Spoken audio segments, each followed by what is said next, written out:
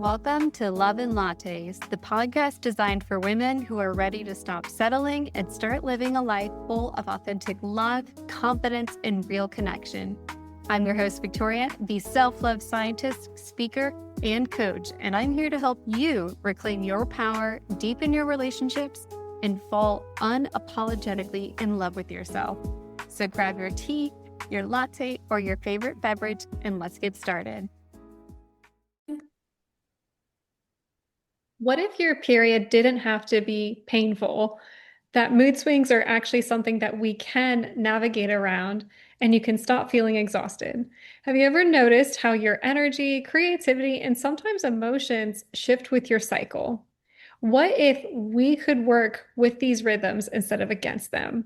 Well, my loves, on today's episode of Love and Lattes, I'm here with Terry and Uli, two CEOs of Two Moons, a seed cycling company that is here to answer some of those questions today.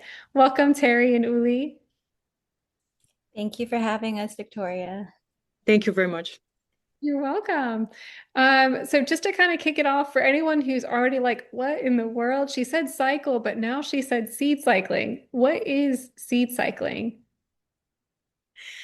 So the female cycle is often separated in two parts, the follicular phase and the luteal phase. Sometimes it's actually distributed in four phases: the period, follicular phase, ovulatory phase, and then luteal phase.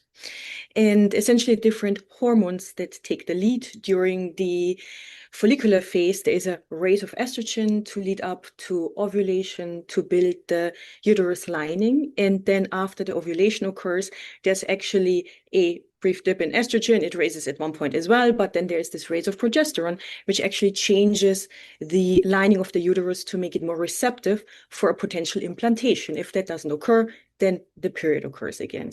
So there are these subtle shifts every month that actually affect many parts of the body. We do know that it can affect the gut, the skin, the brain. It remodels actually every month. And there are women who tolerate it very well, have absolutely no changes. And there are some women, actually up to 80–90% that some studies show, that have certain symptoms through these different parts of the cycle. They can have cramps, pain, breast pain, headaches, memory changes, mood changes. And some of the symptoms are called PMS, or if there are more significant mood changes, it can be called PMDD. Now, seed cycling is essentially the use of different seeds during each part of the cycle. So during the first 2 weeks, there's the use of flax seeds and pumpkin seeds. And during the second half, it is sesame seeds and sunflower seeds.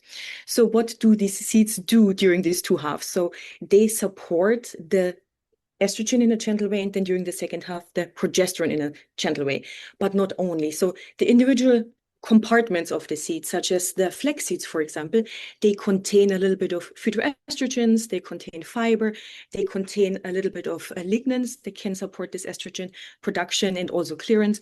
And then the pumpkin seeds are rich in certain vitamins, like vitamin E or zinc, or again fiber. And then during the second half, sesame seeds again have some lignans, and then the sunflower seeds also have like different vitamins, and these are all thought to support these different parts of the cycle.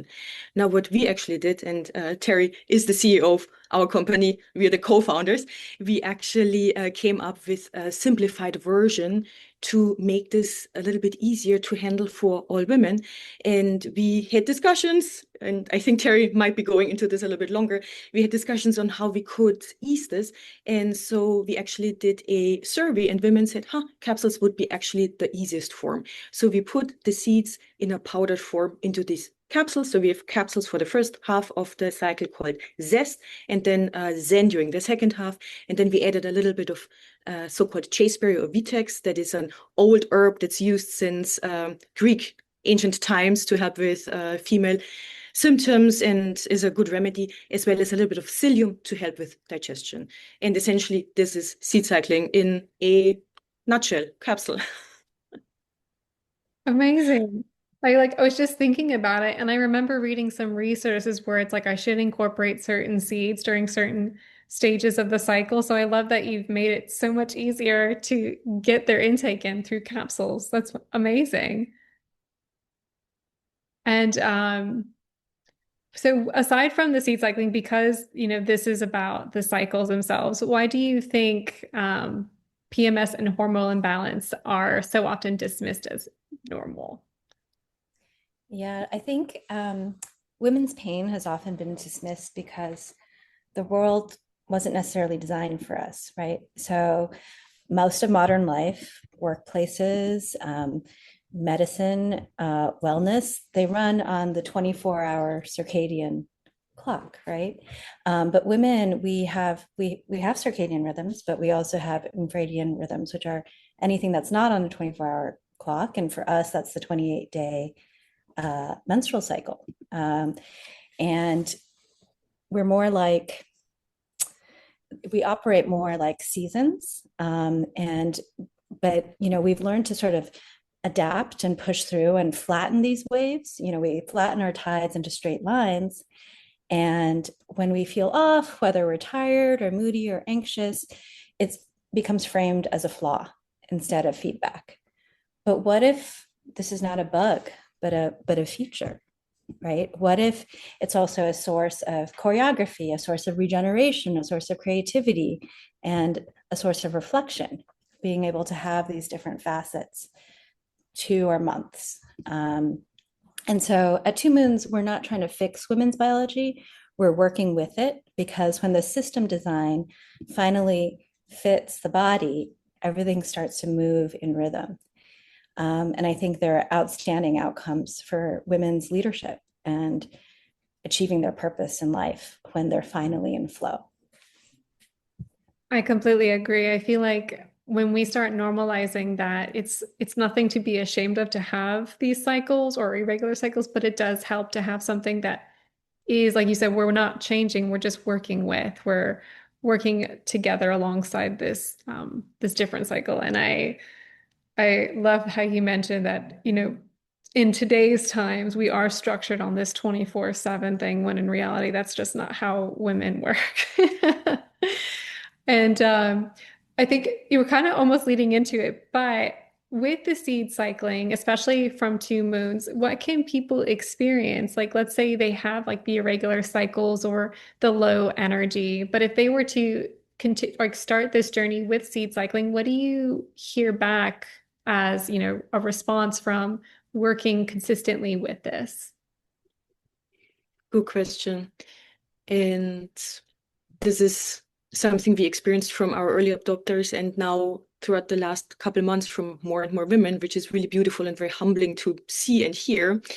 And it is essentially designed or thought to help with these different symptoms, such as headache or somewhat also insomnia, or help with word finding difficulties, but also mainly with breast pain and cramps and period pain and mood swings.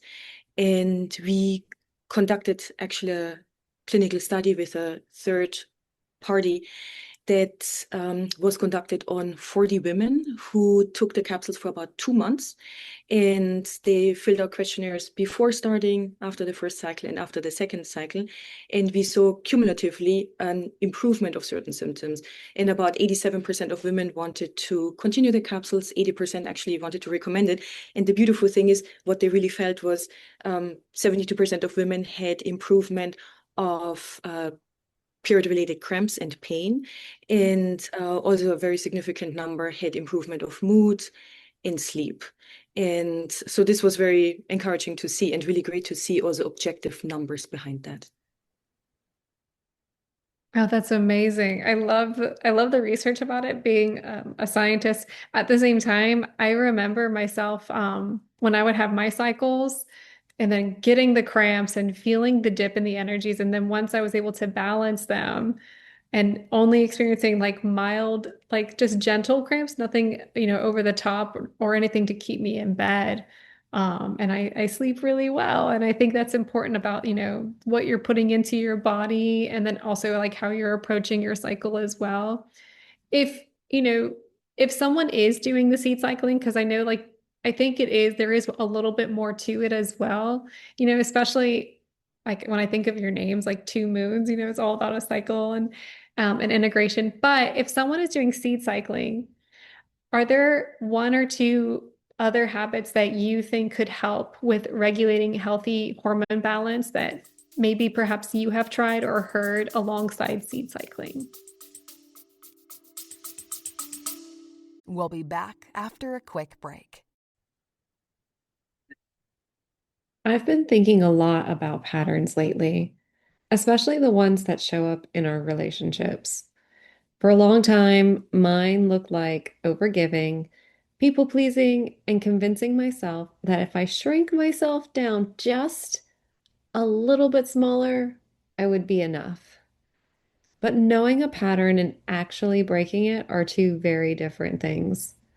And trying to untangle that alone can feel overwhelming. That's where therapy can help.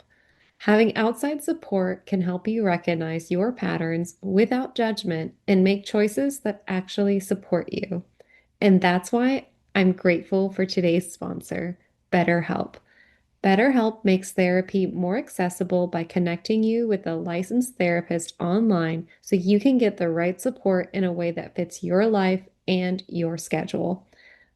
Love and Latte listeners can get 10% off their first month of therapy by going to betterhelp.com/love and lattes or by clicking the link in today's episode description. Breaking cycles isn't about fixing yourself. It's about learning to love yourself differently.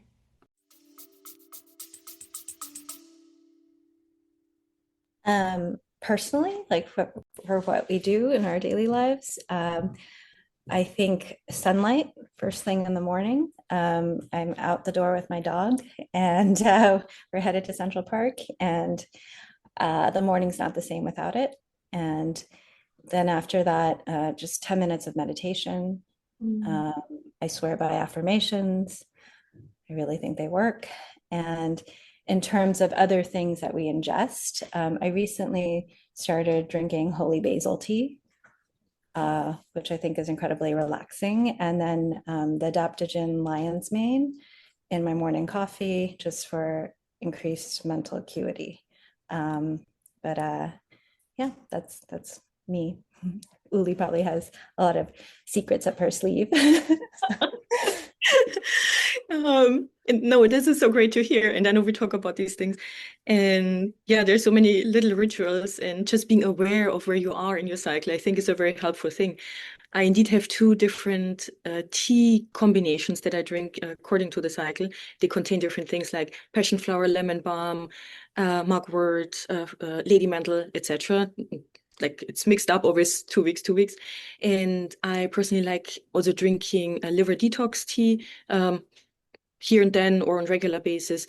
That is a lot with milk thistle. And then what I have heard but have not done, which is apparently really good, is a tip and little thing to always think about, is a spearmint tea can also be very nice for hormonal balance. Apparently balances testosterone very well. And other things, I like a little bit of like cold water exposure. Should not be ice cold. Women don't tolerate this so well, should be just cold. And according to Terry, the same things, going for walks is actually a very healthy and balancing thing. And probably really being more quiet in the week leading up to, in the luteal phase, to the period. Oh, those are all amazing. Like, I completely agree. You'll find me outside. I'm always trying to get my 10,000 steps in. And if it's raining, then I'll find the treadmill. But I do think those are all really good. And for listeners, please make sure you go back, write down some of those recommended teas. And there's also a lot of wonderful research out there. Um, and so aside from the things that you guys swear by, I've also been following you on Instagram and I've seen a lot of wonderful things coming your way. Would you be open to sharing with our listeners, like what has happened recently with your research and then what's coming next for Two Moons?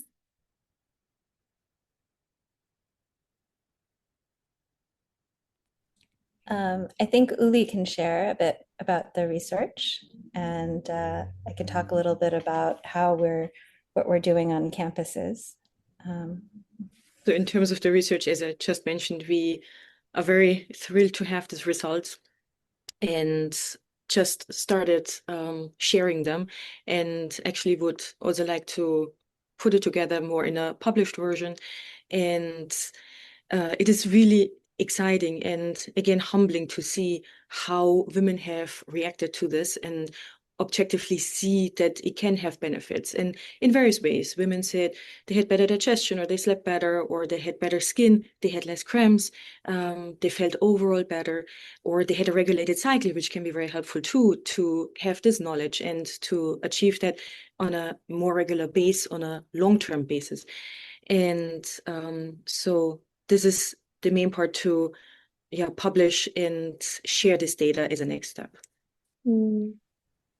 And in terms of the business itself, the company, along with selling direct to consumer, we're also expanding into B2B sales, so retail, partnerships with curated wellness boutiques. So that means it could be acupuncture clinics, med spas, regular spas, apothecaries.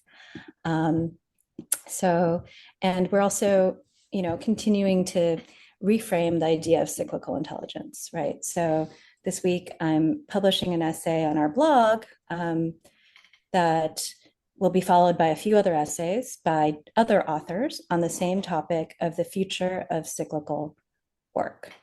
So how can we use what we know about the way hormones fluctuate during the cycle to do our best work, but also how can it not just be an individual responsibility, but when people think about how to design workplaces, for instance, certain workplaces already function on a circadian rhythm, and they think about larks and owls, right? So people who are early risers versus late risers, you can start work at different times. So there's attention being paid to that, or the way that how are the windows facing in a certain building for the exposure of light for the workers inside. So what if cyclical intelligence could also be something that people think about when they design workplaces, not just, what time people are doing work, but even the physical design of workplaces. And I think the fact that we're able to work remotely these days, that AI is freeing up a lot of bandwidth, it's an opportunity for society to rethink beyond the regular 40-hour 9 to 5 work week, which was invented by Henry Ford, in the last century, the early part of the last century. And now it's maybe time for an update. And now that women have moved from being 1 in 5 workers during the time of Ford to 1 in 2, maybe it's time to start designing for women and our natural cycles, just like we do take into account circadian rhythms in the workplace. Most people don't work in the middle of the night, for instance, right? But we power through our luteal and menstrual weeks. So we're just very interested in kind of joining with other thought leaders. We're also doing events on campus. So in the last year, we went to 4 business schools. We're going to Harvard Business School later this month to do an event with our health and wellness clubs. And we're finding that the student clubs are very receptive to conversations around hormonal health and wellness. And it's not considered contradictory to being ambitious. In fact, it's a tool for your ambition. And so I think community will always be at the center of whatever it is that we do. We really want to help women, empower them, and to bring awareness to, the fact that women's health research is underfunded, and it's really an area that more light should be shown upon. Absolutely. Thank you for sharing that. And I'm so excited that you're getting into the schools as well, because I do feel like the more discussion we have, the more people feel connected around this topic, especially for women, but also like for men to get a better idea of like what we're actually experiencing and how that's just not in alignment. That could really open up some eyes and perspective. And we could always use a little bit more of that. And as far as the workplace concerns, I think those are really great, like tips and advice, like how they could restructure. I'm also for the 4 days a week, where they have the 5 days, 8 to 9 hours nowadays. And some people are working, more than that. I found, even across different countries, they implemented just a 4-day work week, and then women actually honoring their cycles. So when the menstrual cycles does come in, they block their calendars. And like I do that as well. I block out when I know my cycle's coming. I'm like, no calls.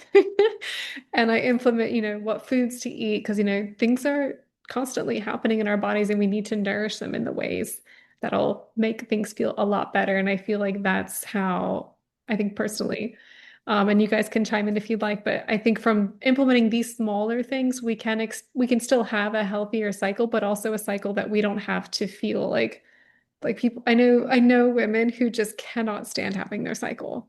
Like they approach it and they're like, "Oh, this sucks." I'm the weird one. I'm like, "Yay!" It's a sign of good health.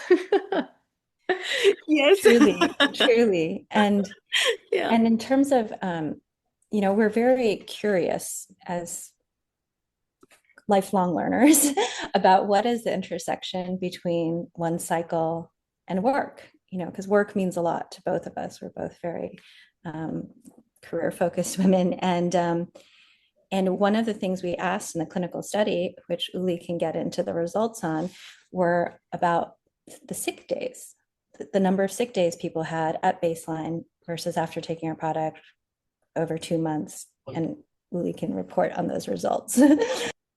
Great, thank you. I really wanted to say the same thing right now because out of the 40 women actually prior to starting the capsules, 16 reported sick days, and that was ranging from 1 to up to 7 days related to their cycle and their period. And then after taking these 2 months of capsules, 5 women reported having some sick days. So it was really nice to see from 16 going down to 5. Wow, that's Yeah. amazing.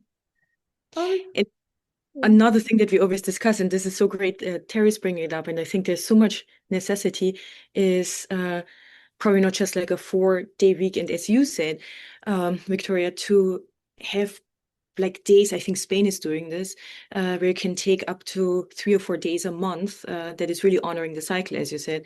And it will be very interesting, this, a shift to all this.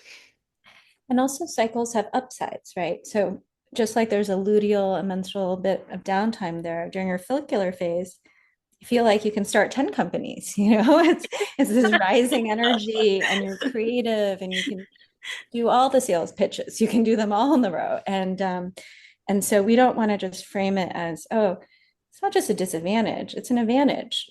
It's just we have these different moods and different shades of color, and it makes women, it's also what gives us liveliness and but also dimension and a time to reflect and depth. And I think so it's not, we're femi optimists, basically. We like to see the sunnier side of things.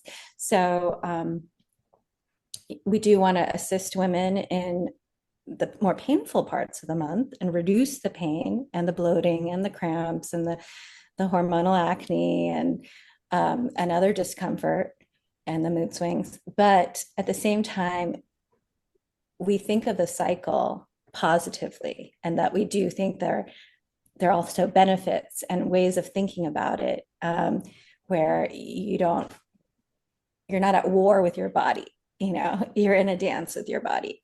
So that's what we believe. And part of why we want to convene women in campuses is we also want them to speak more openly about their menstrual cycles, about other concerns that they have, and to destigmatize the taboos around menstruation, but also around certain conditions that don't get spoken about as much as they deserve. So PCOS, endometriosis, they're very common. 1 in 5 women have PCOS. 1 in 5 women have endometriosis. PMDD, 3 to 8% of women who have PMS have PMDD, which is a very serious condition. And the fact that many women, if they don't have the condition themselves, they don't know about it. Not to mention the men, but the fact that women don't even know what other women are dealing with, that to us was so striking as we're entering these communities and speaking to women who struggle with these conditions. And in our study, we we didn't exclude women with PCOS. We didn't exclude women with endometriosis or perimenopause. And some other supplement companies in their studies, they used a much more limited age range. They maybe didn't include women beyond, past the age of 40, or they didn't include women with these conditions, PCOS, endometriosis, or perimenopause. So I think when consumers are thinking about what's good for them, they should look very carefully to see if they were represented in the studies that were conducted on the products that are being marketed to them. So I feel very passionately about this because I do think there's somehow like there's a gap in the education system when it comes to, like, people do have sex ed in schools, but they don't really learn about conditions that are specific to women. And Uli can speak about how that is in the medical field. It's a very interesting concept. There's actually an interesting book, if I may mention that here. It's All in Her Head, that was written by a breast cancer specialist from Sloan Kettering.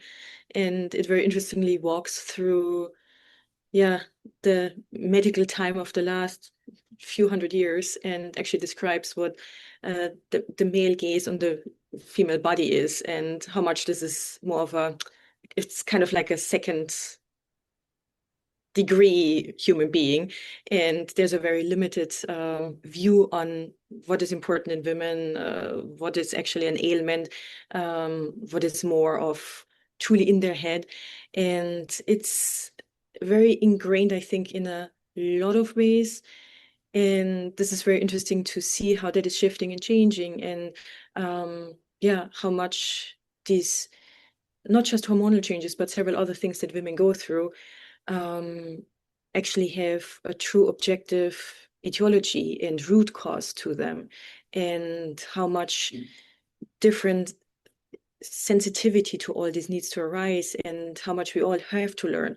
And also in the medical community, we did not include women into clinical trials until the 90s, actually.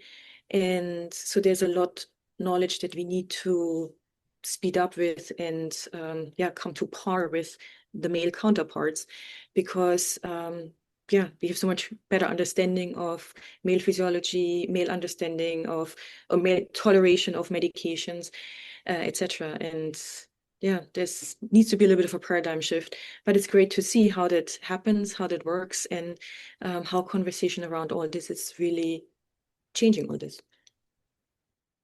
Oh, that's amazing. And thank you for sharing those insights. I think, as you said, we didn't really get into the study with female participants till the 90s. So we have a lot to catch up on. And just like Terry said, like, women's health is still severely underfunded. And when you look at the statistics, it's really, really sad. So being that you and Two Moons are a part of that is very exciting. And for our listeners, I am going to put Two Moons' website on the show notes so you can try out the products for yourself and experience, give yourself at least 2 months, because your body needs to adjust. Like, that's real biology. Your system needs to adapt to these changes, and see for yourself how this rebalance of your hormones can create more energy. And you also begin to honor your system. And when you honor your system, that creates more confidence and you feel a lot better about yourself.